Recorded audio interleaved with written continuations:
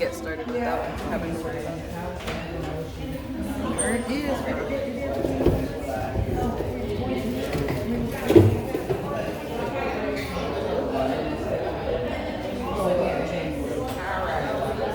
Oh, yeah.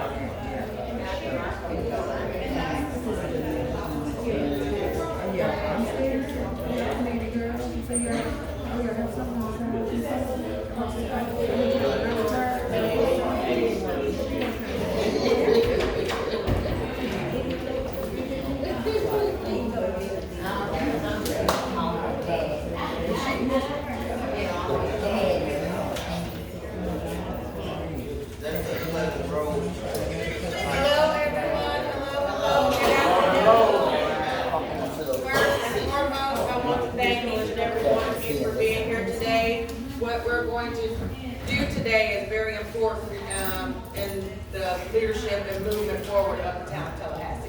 So today we have our special guest here, Ms. Gina Cipolla, who has been very instrumental in the progress that Tallahassee has made over the years.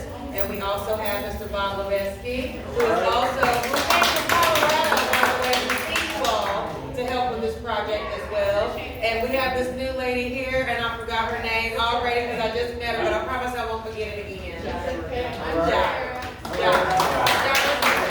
So it's very important for the town of Tullahassee for us to come together so we can create a vision together for what we want our community to look like. And so Ms. Gina is here to show us a few things on how we can do that and how to see about how we can move forward. So please pay attention. Be engaged, and let's have fun about something. All right.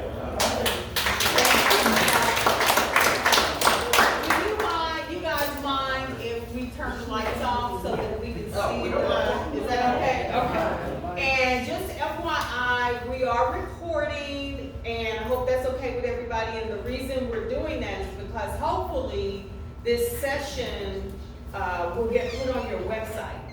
And so anybody who wasn't here, didn't get a chance to participate, they'll still be able to see the presentation and get input, and it'll act as an ongoing kind of education for everybody in the future.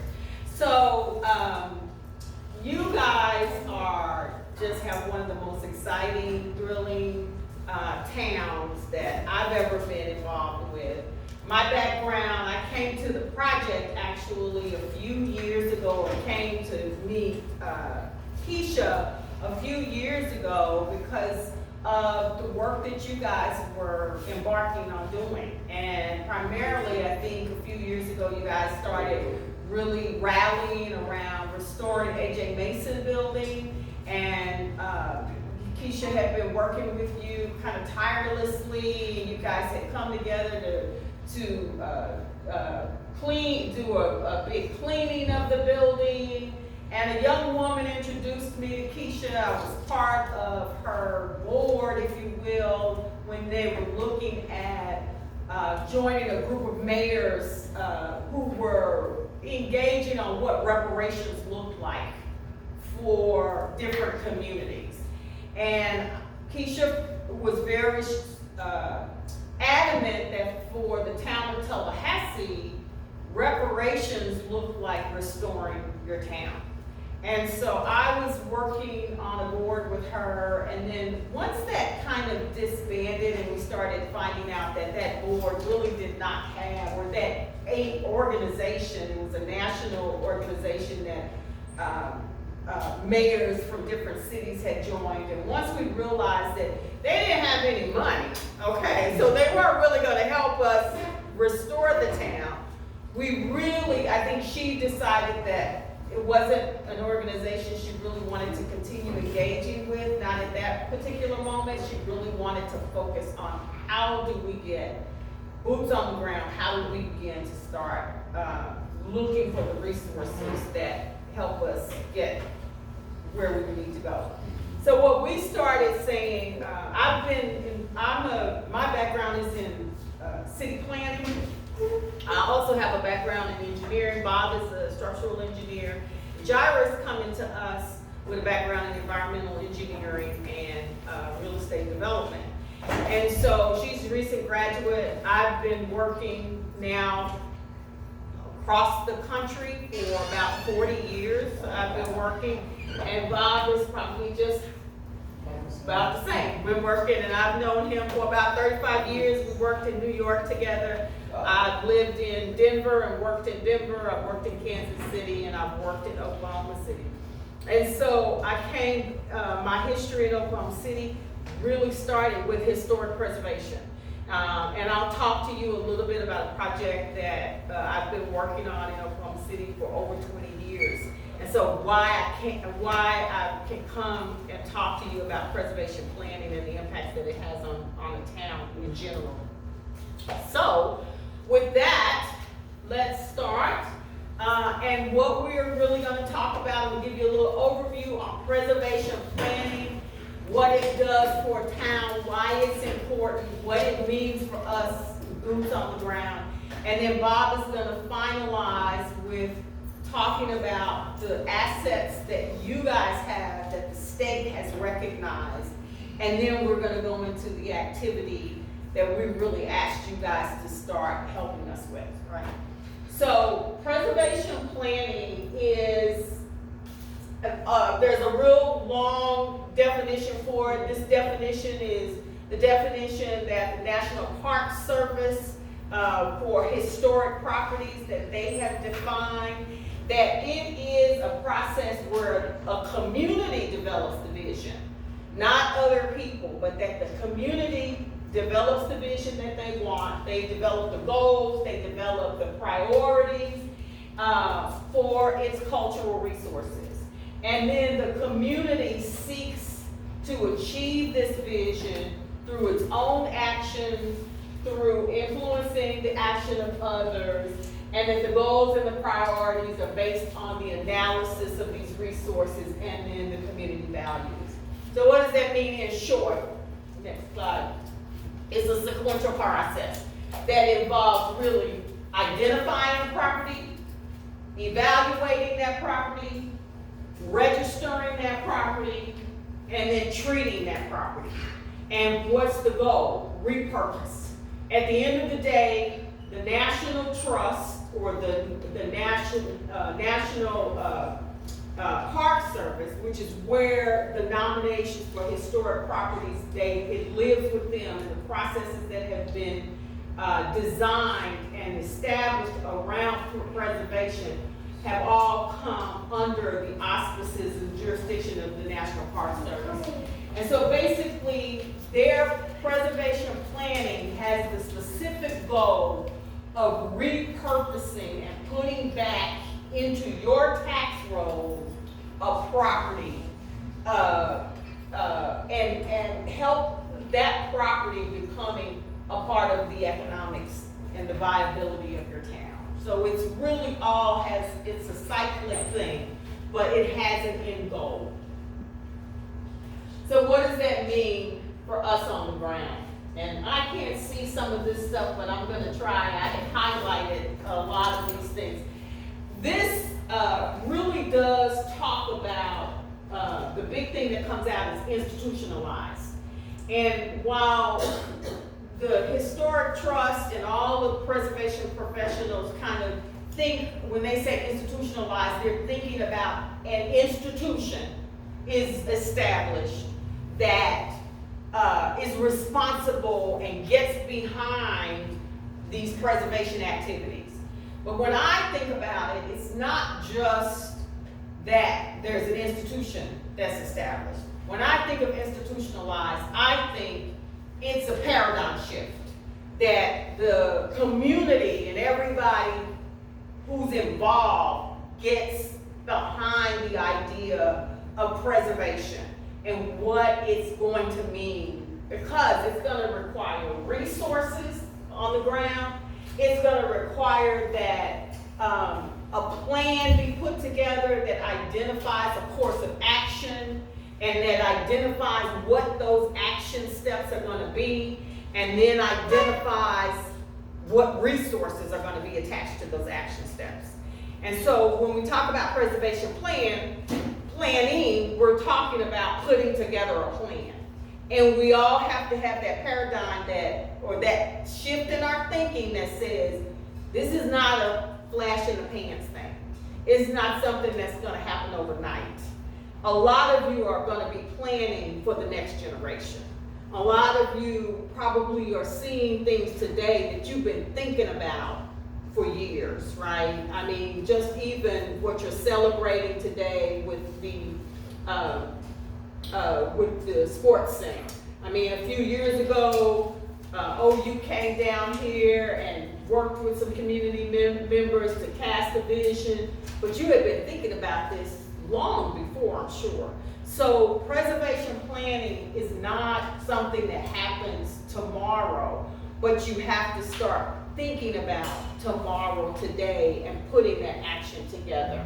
And then there are gonna be some short term, there are gonna be some things that happen right away, and that you can get some bang out of it and leverage it so that in the future, that what you did today can leverage more resources, larger resources for bigger projects down the road.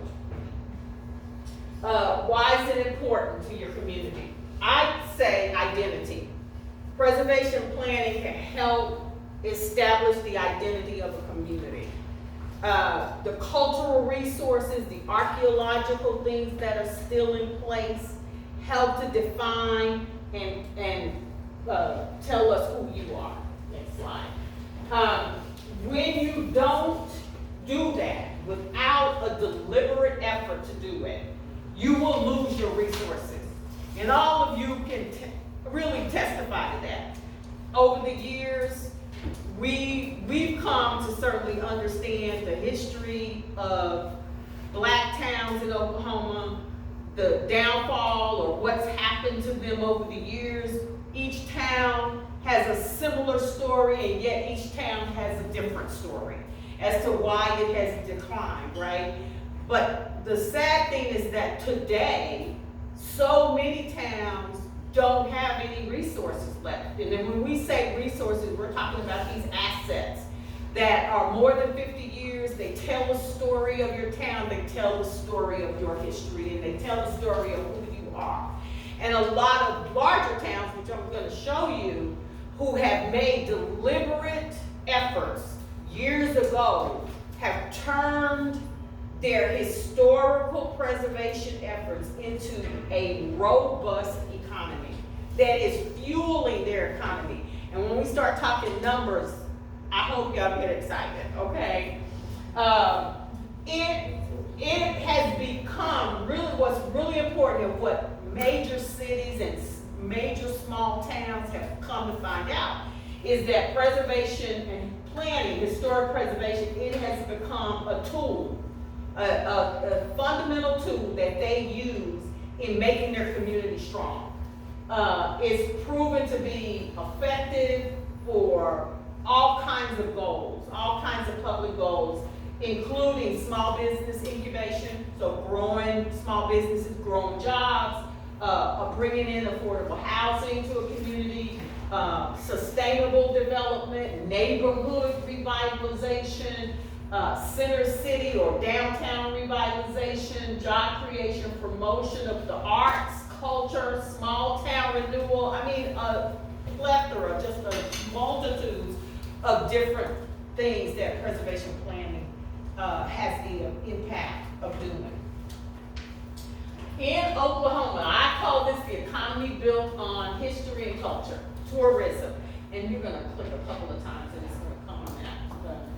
How much can it add, how much can it add to a state's economy and how much to a community? Tourism alone, okay, in the state of Oklahoma, $10.1 billion in Oklahoma's economy. $748 million jobs, and the offset per taxes for individual, your taxes is offsetting your taxes by $485. In other words, you are paying $485 less per household because of tourism. If tourism wasn't in the mix, you would be paying per household, this much more per household per year, okay? $2.6 billion in something. I think this is Oklahoma City. And 96,800 jobs in Oklahoma City. Oklahoma City's pretty far from you all, it's 2 hours. I came from there. I'm gonna talk about Tulsa. Tulsa, 1.1 to 1.4 billion dollars in tourism. 14,000 jobs. It offsets the average Tulsa economy household by $578 per month. In other words, just like I said, they'd be paying, if you live in Tulsa, you'd be paying $578 more in taxes if tourism was not part of the mix. And what has added to that whole $10.1 billion? Sports venues, all kinds of sports activities, equine, conferences, golf tournaments, anything like that. The gathering place, which you guys have probably all been, I haven't been yet, but I hear it's wonderful. Development around Route 66. Yeah. Small towns, small town venues. That's been adding to their economy. And then film projects. They've been attracting these film projects, and people come because of that. They come to the openings, they come as a result of filming these projects. It adds money into the economy.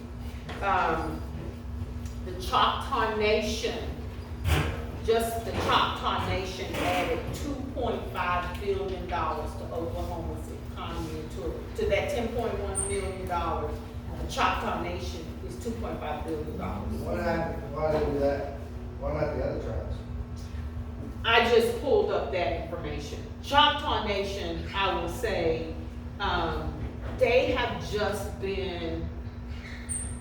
they have been very effective in leveraging all of their resources. Choctaw, the reason why I say that, I'm a Creek Nation, and we have also put a lot of money in this country too.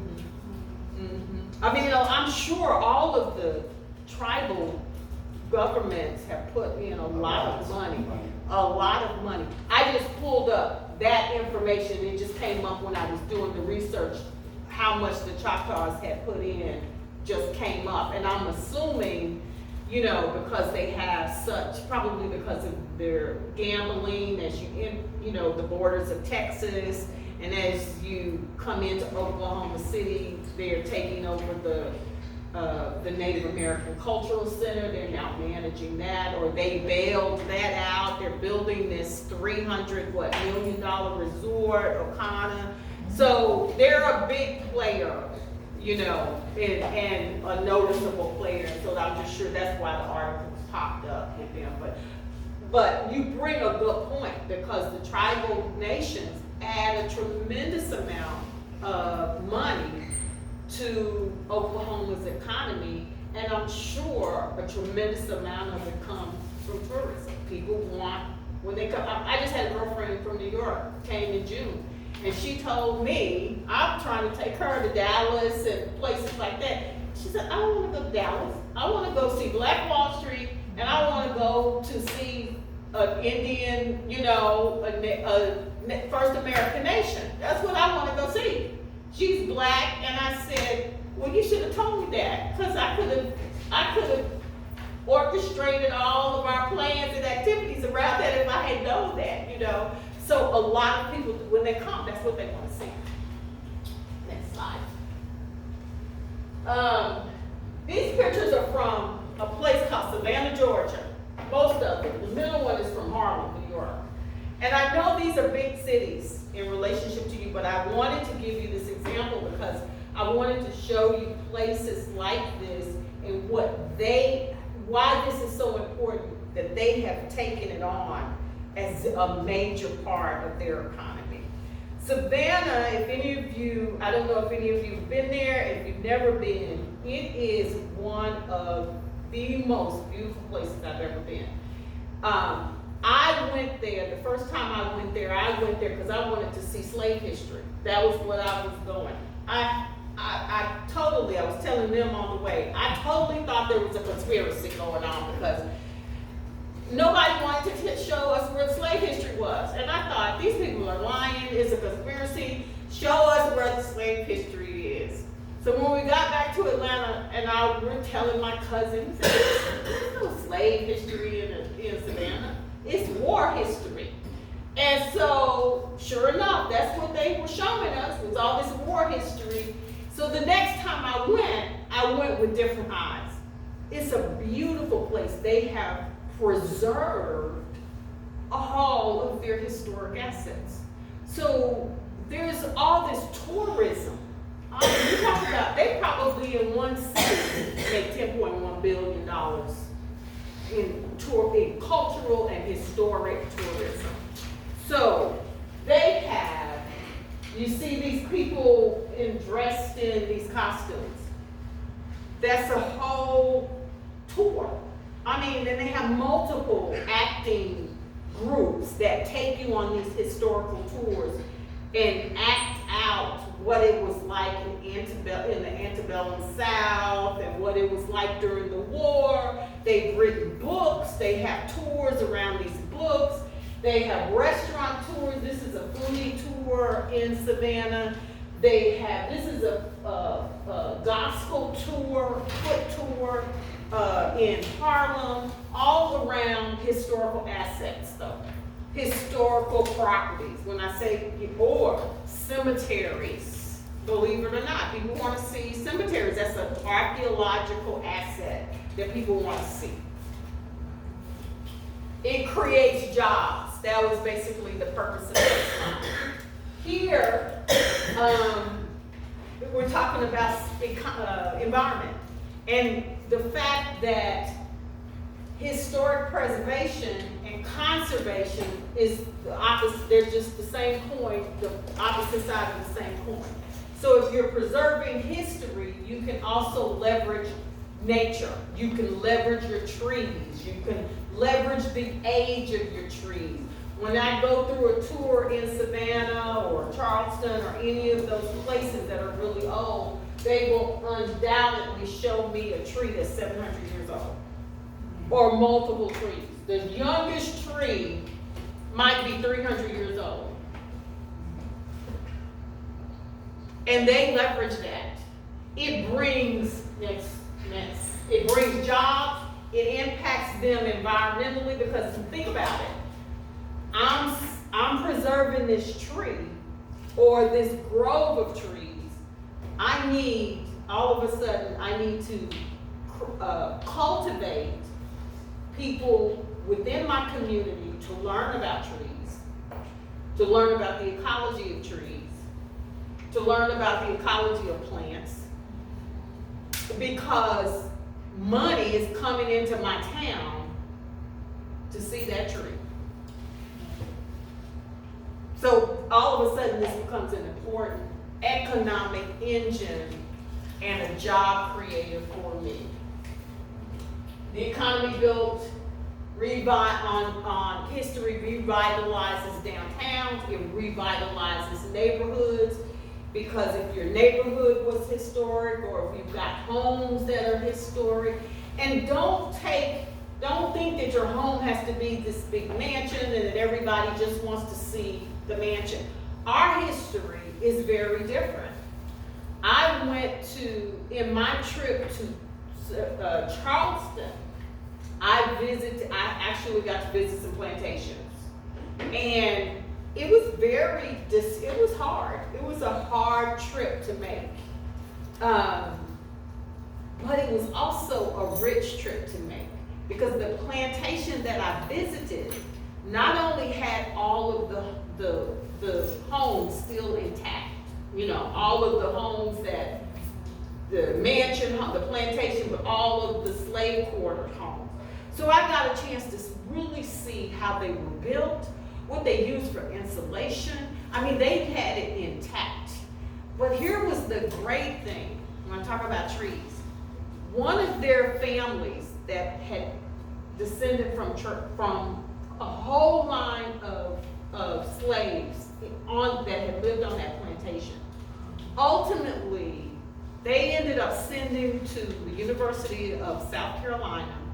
He became one of the foremost horticulturists in the state. And he is renowned for having discovered how to treat some particular parasite that was destroying all of South Carolina's vegetation. This all came from descendants of slaves. And this plantation embodied all of that history within the tours that you took. So it was a tough, for me, very tough tour, and at the same time, it was a really rich tour. But I tell you what, there was a ton of people in that tour, and I was just one of the tours of the probably 10 or 20 tours that had happened in that one day. They did that several times a day, every day of the year. How much money do you think they were making? Film, another basic, what we call base economies and non-base economies. When you do cultural preservation and you build an economy on that, what happens is it starts to attract other things.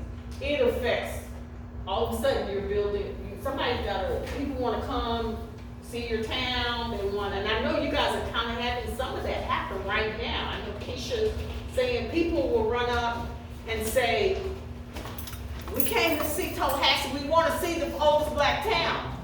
They want to see it, right? And so they need some things that help direct them. If there are some assets that they can see and they have some history, that's all they want. But then they want to stay and eat. They want to relax. Some of them might eventually want to spend the night. Where are they going? Who's got the hotel, the bed and breakfast for them, or, the place that they can spend the night? So that money that they're spending the night goes into your economy. It goes into your economy. That restaurant or restaurants or that festival or whatever they came for goes into your economy. All right, and we're going to talk about the A.J. Mason building and some of the things that Keisha has envisioned for what and how it can generate revenue for you to jumpstart some things. Real quick, we're going to go through this real quick, how the state looks at this. And the reason I'm going through this is so you'll know why Tallahassee is so important right now. So the state, this year or for the 2025 planning process that they're going through right now is inclusive of African American towns. Now, remember, I want you guys to keep in mind what I was talking about. $10.1 billion into the state, right? We've been talking about this for decades, and nobody was listening. Now that they've made $10.1 billion, do you think they care about your town? Yes. They want your town to contribute to that $10.1 billion that the state is now realizing.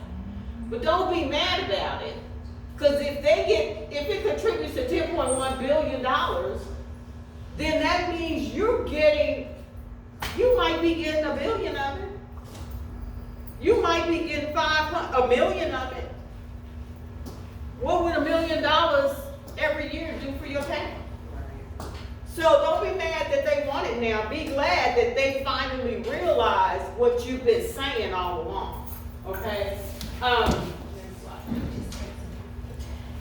In June, so they're going through taking input for that 2025 plan right now. In 2023, they started doing it. The state has to follow the federal guidelines, which are established, like I said earlier. It lives up in Washington, D.C. with the National Park Service, the Historic Trust. So they send out questionnaires. They have to evaluate and survey the assets across the state. They send out questionnaires about people's priorities, goals, everything that I said earlier, but they do it on from a statewide perspective. And that plan is for the next 10 years. So again, what we do today is not necessarily something that's going to happen tomorrow. It's going to be more long-term, okay? And I have links on here. If anybody wants the presentation, like I said, it'll live up on your website. You can go to the links and pull down all of the detailed information that's there. It's all available. So they have 5 goals, basically. They want to increase public awareness of Oklahoma's archaeological and historic resources. They want to identify, evaluate, and nominate archaeological and historic resources that reflect Oklahoma's diverse cultural groups, peoples, and communities. They want to develop and disseminate strategies for this historic preservation. Consider archaeological and historic resources in all planning and decision-making processes. That means everything that Oklahoma is doing, they want to think about historic preservation in tandem with that. And then focus on effective statewide preservation networks. So they are building and wanting communities to build networks and tie these historic assets together. These were the biggest threats when they did these surveys that are going into the plan. The top 3 threatened property types: downtown, they're talking about small towns, ethnic minority resources, and cemeteries. Those are the top 3 threatened types of properties. The greatest threats to historic properties is development, new construction, lack of funding, and lack of awareness. And then top 3, communities that need better representation: Native American, women, and African American. So, what does that mean that they've done? They have, now you can go to the next slide. They have done a survey of the state and all of the state's black towns. Bob is going to talk a little bit more in detail about that, and I'll just chime in. But that's very key. They're looking now at women, and they always have been looking at Native American resources, but I think they're looking at it now from a different perspective. And what we really think they should be looking at is the connection between African Americans and Native Americans. Because here in Oklahoma, we're tied at the hip. And that's something that a lot of people don't recognize or they want to ignore. We have to we have to be the ones shouting from the rooftop saying, we are tied at the hip, okay? You can't really talk about the Native American community in Oklahoma or vice versa, the African American community in Oklahoma without talking about the other. This is just talks about the steps to nomination, because that's key for your assets. They identify, they do the evaluation, and then ultimately you want to get your property registered. And this will be important to you as we go a little further. But basically all I've done here is just kind of said, here are the steps. Anybody can do it. It does not take, a professional to do it. It's time consuming, yes, but it's doable, and they have all of the information. And the good thing is that the state will guide you through it, okay? And you want to be successful, so a lot of people just hire the professionals to do it because they've got experience, they'll get it done. But 9 times out of 10, you're going to have a successful nomination. If for some reason it gets rejected, the professional knows what it is and knows how to go in and mitigate that. That's basically the only reason. But all of the information is there for you to do. Anybody can do it. And they will help you do it. Now, here are the advantages and disadvantages that I think is important as we start talking about your assets, especially. The real advantage, a lot of people feel like the real advantage to getting registered, to being nominated on the historical registry, is that ultimately your property becomes eligible for historic tax credits. And what is that? A tax credit is a means of underwriting. It's if I have a property that's historic and it gets nominated to the registry, I can go through a process where I can get tax credits given to me, 20% of the cost to rehabilitate that property. The federal government will say, you can offset the cost by 20%. Then the state will turn around and give me another 20% to offset. So if it costs $100,000 for me to mitigate that property, essentially I can get $40,000 in offset costs. So it would cost me $60,000 versus $40,000. Or I can sell those tax credits. I can sell it to a corporation, to a bank, some entity that wants to offset their taxes. They give me the money. So let's say, for instance, they give me 90, and this is good, if I can get 90 cents on the dollar. So my tax credit, I've got $40,000 worth of tax credit. I might get 38 or 30,000 of that 40,000. They get the $40,000 offset to their taxes. I get $30,000 direct cash to go into my project, you know. And so some developers do that. The problem with the disadvantage to that is that towns are not eligible for that tax credit piece. Now, a town can partner with somebody because the tax credit is given to somebody who pays taxes. So if the town itself is a taxing entity and not a tax-paying entity, they are not eligible. A nonprofit is not, by in and of itself, is not eligible because they don't pay taxes.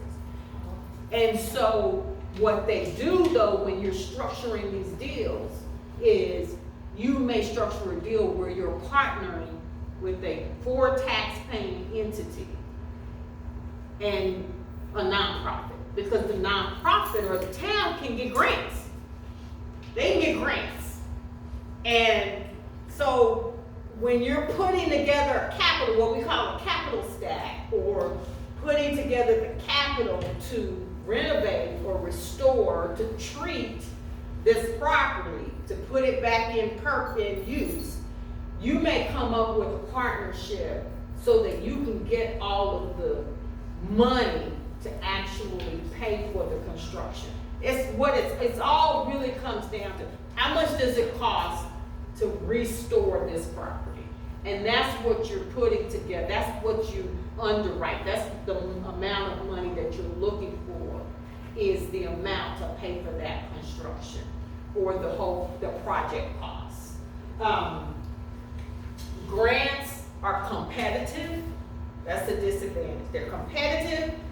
And we can tell you some stories already, okay? They're competitive and they take time, and you're not always gonna be successful because there aren't that many that pay for brick and mortar, you know, for construction. Most grants pay for programming. So once you've got this built, they'll pay for you to program and do things in that building. But most grants don't pay for the brick and mortar. But again, you put together these deals. You need good tax accountants, you need accountants, good people who do have a good financial background. And it's just, they're there to help you, you know, to do the deal. Repurpose and reuse. Now, this is the project that I worked on. I got involved with this project back in, when I first came back to Oklahoma City from New York, was back in 2004. I got involved with Paige Woodson. It was a historic Douglas High School. It had been dormant. It had laid waste for over 20 years. But as I started, I got involved because I was invited to a planning process, just like you. I was sitting in a room just like this. And I owned some property.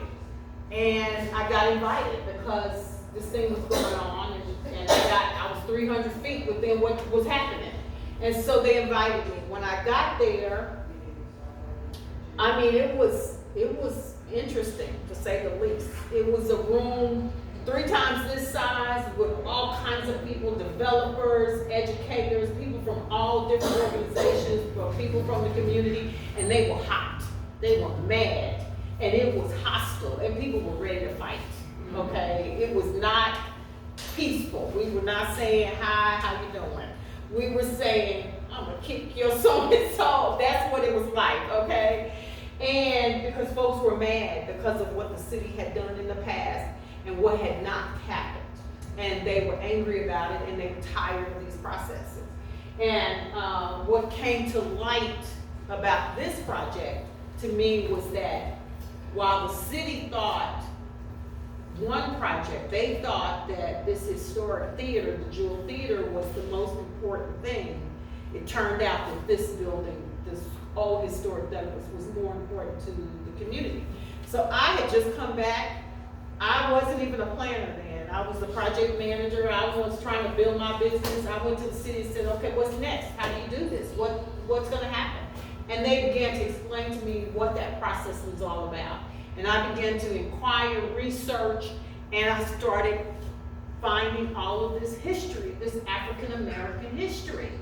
And that's how I came to historic preservation. And as the more I learned, the more I realized, if we're gonna save this building, we have to get it on the registry. The registry will not guarantee it's saved. It won't guarantee it. But if you want to save it, if you want any chance of saving it, I said, we gotta get it on the registry. So that's what we started doing. Ultimately, I was blessed to come full circle and have been working with the developer. Back then, there was no developer. I was just working with community back then. And we literally did the application. We wrote a grant to get a historian on board, and we did the application and got it in. And we were nominated. And we were nominated not because of the architecture, which it was eligible based on architecture because it has a significant architectural pedigree, but it was nominated based on the events, the cultural events from the African American community. It was given, the nomination was done in 2006. In 2014, a developer didn't show up until 2014. In 2014, he bought the building from the school board. Now, we didn't own the building, but we got it on the registry. The community didn't own the building. The school board owned the building. The school board was called the surplus inventory. They were trying to figure out how to get rid of it. A developer bought it from them in 2014. He was introduced to me because of the work that I had done with the community. He did not like me. He didn't like me. He thought he was being forced to hire me because of the way I was introduced. Today we're best friends. I've worked with him now for 10 years, and I manage every project that they do because of this one project. It was a $32 million project that ultimately 40%, we got 20% from the federal government to underwrite it and 20% from the state. 32 million, we built an additional building. We repurposed the school into apartments. We ultimately underwrote it with low-income housing tax credits as well as the historic tax credits. So the tax credits I'm talking about here is only historic. I'm not talking about how the deal actually got done completely. But the building that we built was not eligible for historic tax credits. So of that 32 million, the site, because the site becomes eligible, but it has to, your restoration has to follow these guidelines. Okay. and we repurposed it into housing. And then we have a wing that is dedicated to community, so there's a theater, because it was a negotiation with MPS, so there's a theater there, and then we have housing for nonprofits. Okay. And so now we're just gonna talk real quick about your assets, kind of just give you a brief. You already know about your assets, but just to talk about the assets that are being considered, I will tell you up front, Carter G. Woodson, I told you that the state has done their survey of African American towns. The assets that we're talking about were part of the state survey, so it is part of the state preservation plan right now. Their next steps are that they are looking for a grant, or they have applied for a federal grant that will allow them to register sites to the registry. Carter G. Woodson is one of the sites that they are going to try and register, and a site in Bowling. I think they selected Carter G. Woodson because of the condition it's in right now. And so their concern is to preserve it, to get it registered so that someone may be interested in helping on the treatment side. They want to get those, make it eligible for tax credits so that somebody who, they may be able to recruit someone, or you may be able to recruit someone to help in its preservation at this point. Okay. So Bob is going to talk real briefly about just what you already know, and then give you an opportunity to tell you what it is we need from you today and what we want you to do, so that we can start putting together a preservation plan for you. Okay. Thanks, and I just want to start, I thought your parade was real cool. So the survey that Gina mentioned started in 2021, and it was a collaboration between SHPO, which is the State Historic Preservation Office, and Stantec, which is an architectural firm that specializes in historic preservation.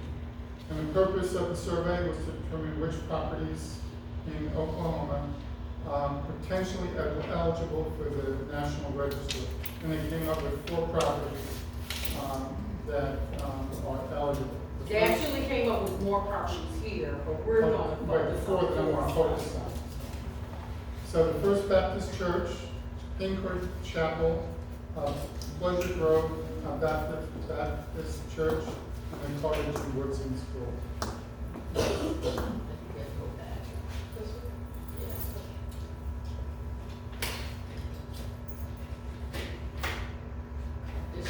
Oh, I'm sorry. So what makes the property eligible? It has to be 50 years old, and it has to meet one of 4 criteria that SHPO has that makes the property significant. So all 4 of these properties met criteria 1, which is all black towns that were founded to protect and provide opportunities in the Jim Crow era, and black towns that were deliberately designed to support farm families and encourage commercial and institutional development. So today's objective, and Gina mentioned it, is we're going to provide you with some prompting questions about the property so that you can help us learn as much as we can. And we're interested in what you know about the history of these properties, ideas that you have on how you'd like to see these resources preserved, enhanced, and repurposed. And we'll talk a little bit later about the A.J. Mason building, our progress there, and our intent for preserving the exterior of the building, but at the same time repurposing its use. So we have a couple ways that we're going to go about this. For those who would like to get right to the point, we have Post-its that are color-coded to match the properties, and you can jot down your ideas and place them on the poster. And for those of you who have a little bit more to say, we have these sheets on the tables for the different properties, and you can write what your thoughts are. So the first property is the Hinker Chapel. It was constructed in 1923. It's a one-story building with a gable roof, and we have very limited information about this property for the congregation. So hopefully we can get some knowledge from you guys about the property. The First Baptist Church was constructed in 1956 by Black, Indian, and White Baptists of Oklahoma, which is symbolic of the races in the church's origin.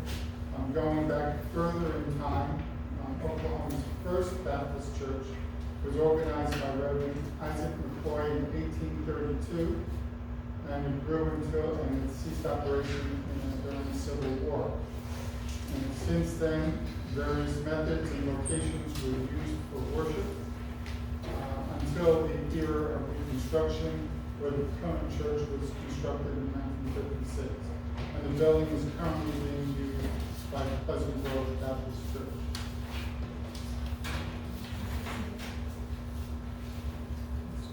Pleasant Grove, their congregation was led by Samuel Sharper, who raised funds between 1882 and 1893, at which point land was purchased. It was built by Lewis Henry Sharper, a master craftsman, and he was assisted by fellow church members, and it was built between 1893 and 1896. It was an outstanding example of 19th century Virginia vernacular architecture, which is a style that's based on local needs, available construction materials, and it's a reflection of local traditions.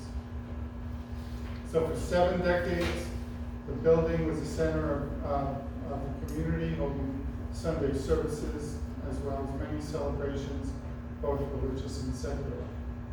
And in 1890, the church was reconsecrated. Which we don't know what that means. Though some of you might know what deconsecrated means, or deconsecrated, what that means. That's just and if you do, just write it down. If you know what that means. Not deconstructed, deconsecrated is what it said. Okay. So, Carter G. Woodson School, it's one of the oldest buildings still standing in Tallahassee. It's listed in the Oklahoma Landmark Inventory as a resource related to African American history. In 1939, the Works Progress Administration, the WPA, funded the new school, and it was built by 38 workers. The school included 6 classrooms, an auditorium, and offices. It closed in 1990 when the Tullahassee schools merged with Porter, and a fire in 2012 destroyed everything except leaving the masonry walls. So now I'm going to talk a little bit about the Age of Mason building, which I'm sure everyone is very familiar with. It wasn't in the survey that we mentioned because it's already added to the National Register of Historic Places, and that was in 1985.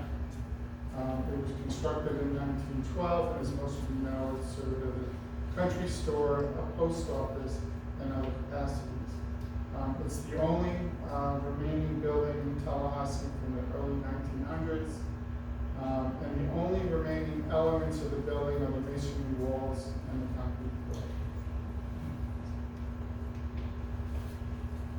So we've been working with the mayor for over 2 years with initial planning and fundraising to get the project moving. Our goal is for the building to be a gathering space, a gift and soda shop, and a museum to display some of the historical items that we have from when the building was first in use. The reason this property is so important to the mayor is it will be the most visible manifestation of the town's energy and creates the most catalytic impact on the cultural tourism, heritage tourism, and agritourism as part of the economic strategy that Gina had gone through.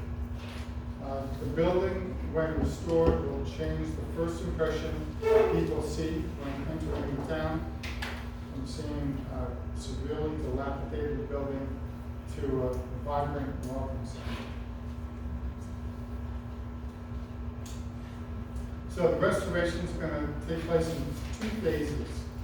The first phase includes architectural and engineering design and construction to stabilize the building. So the work is going to include stabilizing the foundation. Cracks in the masonry walls indicate that the foundation has settled. We're going to repair the exterior walls or the grouting. We're going to stabilize the walls. We're going to put a new roof system on. And we're going to provide all new doors, windows, a new storefront that's going to replicate the original storefront. So the desired outcome here is to create an exterior shell that resembles what it looked like in 1920, but also have a sealed building to protect it from any further deterioration. The second phase of the project will include all the interior fit out and site work for the building to put back in use. And the plan is also to incorporate sustainable design so that we can keep the operating costs for this building as low as possible. So some of the work includes new electrical, mechanical, and plumbing systems, new ceilings, lightings, flooring, soda fountain style counter, shelving for merchandising, and seating for visitors and meetings. And the site improvements are going to include parking, sidewalks, site infrastructure, utilities, sewer, water, power, a multi-purpose outdoor area. It's going to be fenced in for picnic areas and lounge areas and games, and also parking and power for food trucks. So a little bit about the progress to date on the Mesa building. We've engaged with an architect and engineer to develop schematic drawings. These are the initial phase drawings. We've been involved helping with planning budgets for both phases of the work. We engaged with the structural engineer who reviewed the existing condition of the walls and determined that they are salvageable. We've actually obtained construction bids for both phases of the work. We've received grants and donations to complete the schematic design, and additional grants and fundings are needed to carry out the construction. And we're also, the mayor is also performing or having a new income survey, which most of you are aware of, taking.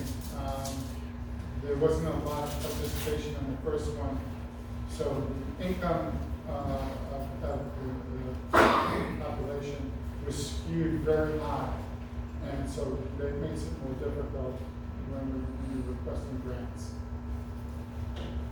So that's it. So before we ask for your help, with any knowledge that you have about these properties, I don't know if you guys have anything to add. Yeah, I don't want to belabor. I know you guys want to get out there and do the picnic and eat and all of that stuff. So we're just going to ask you to start writing. If you would take, you would look at this, for instance. This is the First Baptist Church. Whatever you know about the First Baptist Church that we don't know, or anything that And if you, even your own experiences with the First Baptist Church, if you would just write on the back, you know, I'm so-and-so and so-and-so, I was born in so-and-so time, I went to the First Baptist Church, I can remember when Reverend so-and-so did this. It doesn't have to be necessarily information about the structure or when it was built. It doesn't have to be that. It could be your own personal story, because what happens is we can extract from your personal stories information that we need to go into a preservation plan. And then if you have ideas on, like the First Baptist Church is being used right now, so we know it's being used by a church. We're not necessarily looking for how it should be reused, right? But Pinker Chapel, the original Pinker Chapel, is still standing, and maybe it can be repurposed. Where it is, we have a little map, you all know where it is, but again, when you look at this map, you kind of think about if somebody were to come into your town, what would they see first? Where would they go next? Where would they go next? From a tourism standpoint, and think about it from there. So we just want you to take that. If you have short ideas, you could just write it on the Post-its, and then, like I said, just each one, take one of these and write what you want to write about. So who owns these properties? I think that most of your properties are owned by individuals from the town, with the exception of the A.J. Mason building. The town owns that, but I think all of these other properties are owned by individuals in the town. And even if it's owned by an individual, it can still be registered by somebody else. Correct. But it can't be touched Right. unless that person who owns it decides that they want to be a part of a project, or they want to sell it, or something like that. So Pleasant Grove being desecrated, it is basically stopped having a church there, and it was open for secular use. That's all. Okay, oh, okay, that's what the. No more church service. It Okay, could have been, other events could have been there. okay, all right.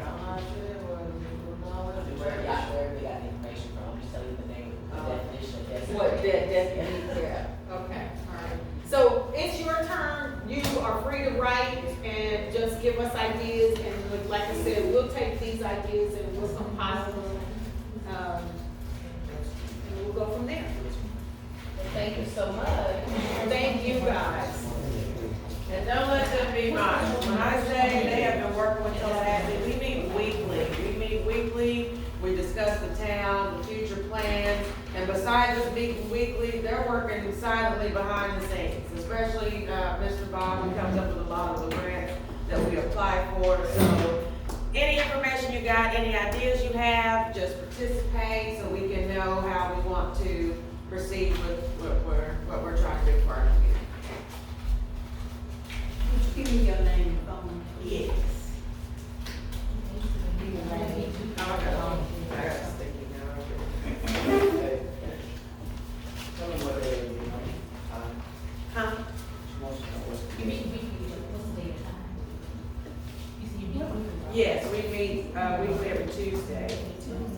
No, No, that's just me and It's the bi-weekly, Bi-weekly. at 10 o'clock virtually. We do it virtually. Bob lives in New York. Oh, I thought you lived in Colorado. Bob lives in New York. I live in Oh. Oklahoma City, and Jira lives in Oklahoma City. So we just get home. Oh, Douglas, historic Douglas. It's on high, yeah, and it's not the one on MLK. It was the 5th Douglas in the city, and it's on high, 5th and high.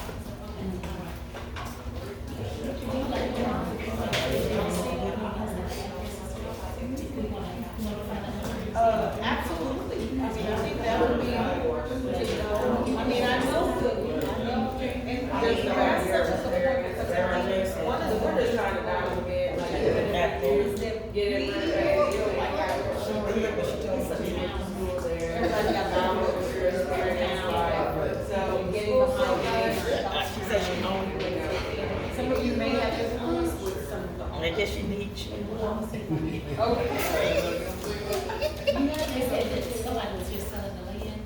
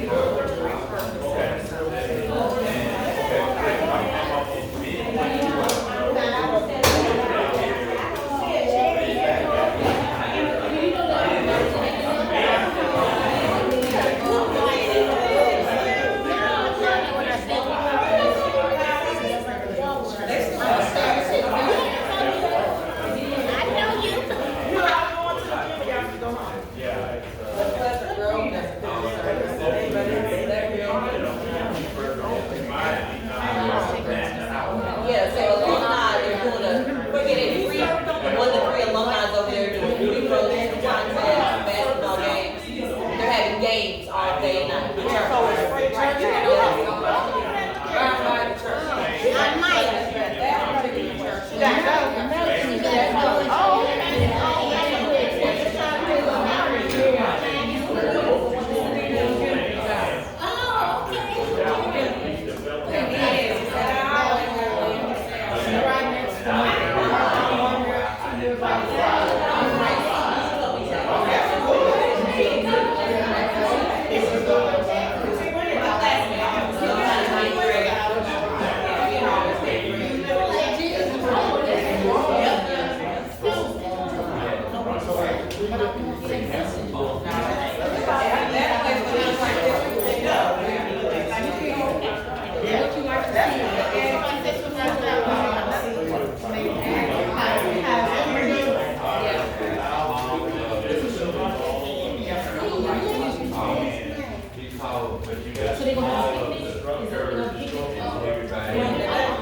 Everybody said, yeah. You can write on the sticky, you can write on the back of the paper. I don't know about the paper, but I know they got vendors and go to the page. Yeah, so right now, they're doing basketball games all day and night. Okay. From 1 to 3, they're doing free throw shooting contests, you get alumni get it free. Yeah, we got food trucks out there. I don't know, we got it earlier. I was playing basketball. Yes. But yeah, I would like to win something like that. I hate this. I know we need a feature or whatever. And they see all them up there. Everybody ran. Yeah, but, you know, once we get the buildings and stuff, we had access to all this stuff. We paid for it, we had inside information.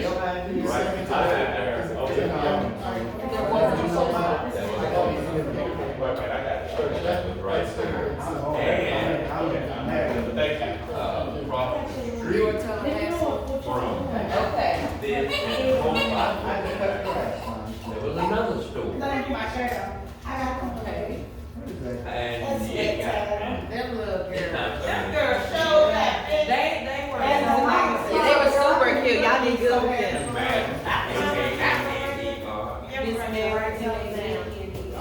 What kind of store was it? Come here to Maya. Which one? My Maya. We did the It's order still Maya. So online. they the next one. There's another Maya up here too. What y'all got going on? Y'all riding horses? Cold, so y'all. What's his first name? The boy name. What's his first name? Boy name.